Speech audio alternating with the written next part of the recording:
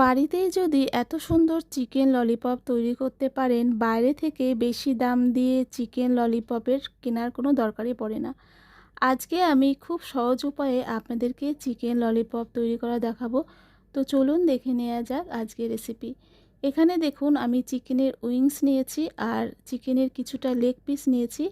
দোকানে বললে ওরা এরকমভাবে কেটে দেয়, আর বাড়িতে আমি ললিপপের মতন কিন্তু কেটে নিয়েছি। ললিপপের মতন ওটা আপনাকে বাড়িতেই করতে হবে। চিকেনটা আগে ধুয়ে নিয়েছিলাম। এবার এতে আমি 1 চামচ আদা রসুন পেস্ট দিয়ে দিলাম, সাথে গোলমরিচ গুঁড়ো আর ঝাল লঙ্কার গুঁড়ো দিয়ে দিলাম। দিয়ে দিচ্ছি কাশ্মীরি লঙ্কার গুঁড়ো, একটু কালারটা ভালো আসবে সেজন্য বেশি করে দিলাম কাশ্মীরি লঙ্কার গুঁড়ো। সাথে সয়া সস দিচ্ছি। সয়া সসটা এখানে আমি 1.5 চামচ মতন দিলাম। দিয়ে দিচ্ছি নুনটা কিন্তু এখানে কম দেবেন, যেহেতু আমি সয়া সসটা দিয়েছি, তো সয়া সসের ভিতরে নুনটা বেশি থাকে, তো সেটা বুঝে নুনটা দেবেন, না হলে কিন্তু চিকেনে নুনের পরিমাণটা বেশি হয়ে যাবে। সব কিছু ভালো করে মেখে নিলাম। এটাকে আমি ঢাকা দিয়ে রাখবো 10 মিনিট। 10 থেকে 15 মিনিট মতন আমি এটা ম্যারিনেট করে রেখে দিলাম। 10 থেকে 15 মিনিট পর চলে এসেছি। এবার এতে আমি একটা ডিম ভেঙে দিচ্ছি। একটা ডিম ভেঙে দিয়ে দিলাম।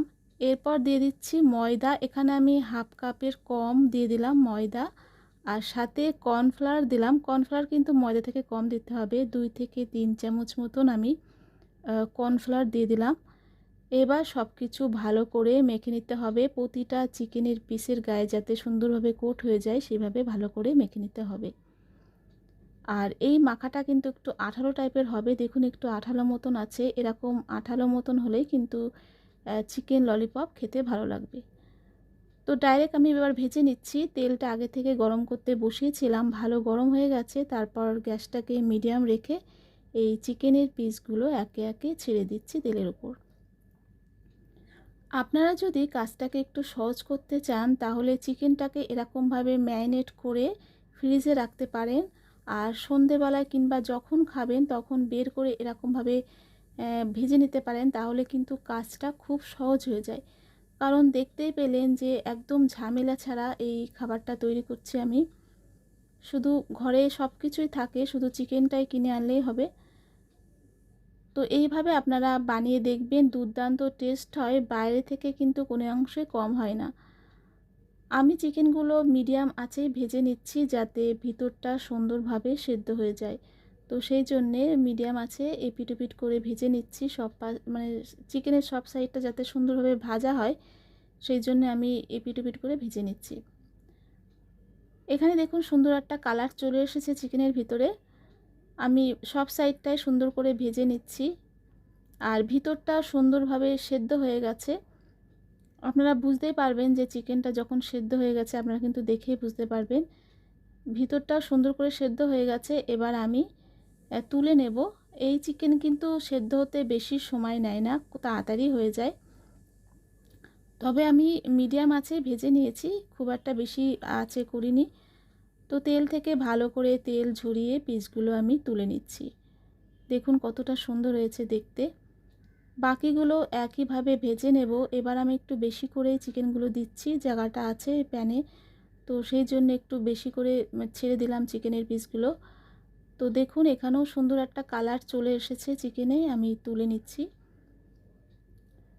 ভালো করে তেলটাকে ঝরিয়ে এই চিকেনগুলো তুলে নিতে হবে।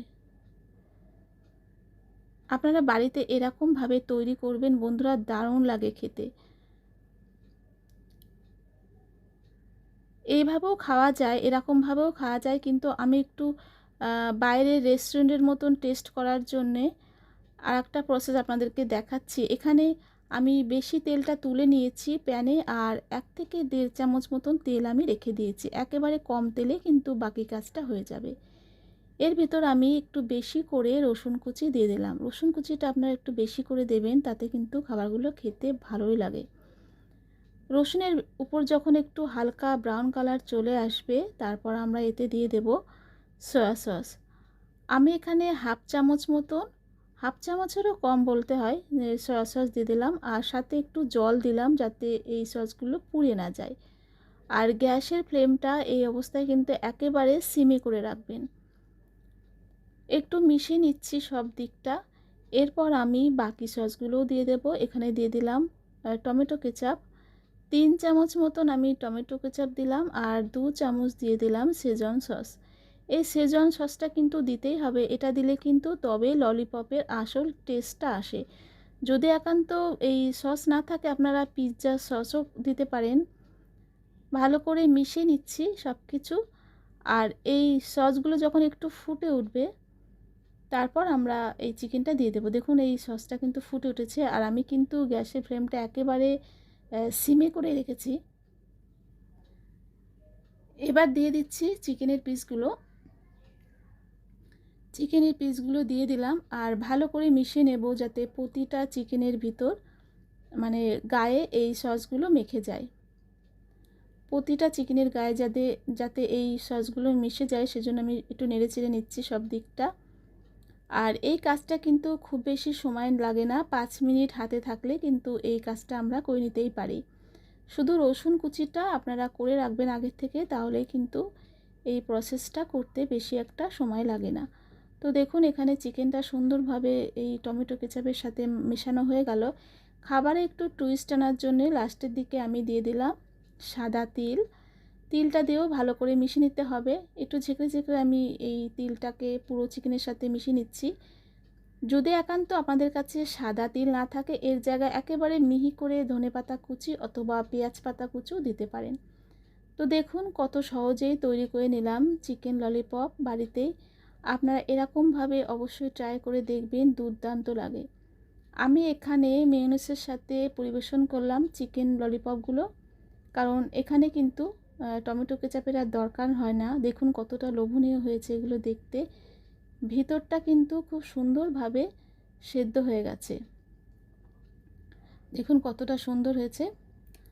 আমি চাউমিনের সাথেও পরিবেশন করেছি, চাউমিনটা আপনাদের আর শেয়ার করা হয়নি, এটাও আমি বাড়িতেই করেছিলাম চাউমিনটা। অবশ্যই ট্রাই করে দেখবেন। আমার রেসিপি ভালো লাগলে অবশ্যই একটা লাইক কমেন্ট শেয়ার করবেন, আর নতুন হলে সাবস্ক্রাইব করে পাশে থাকবেন। সবাই ভালো থাকবেন। আজকের মতন এখানেই বিদায় নিচ্ছি। ধন্যবাদ।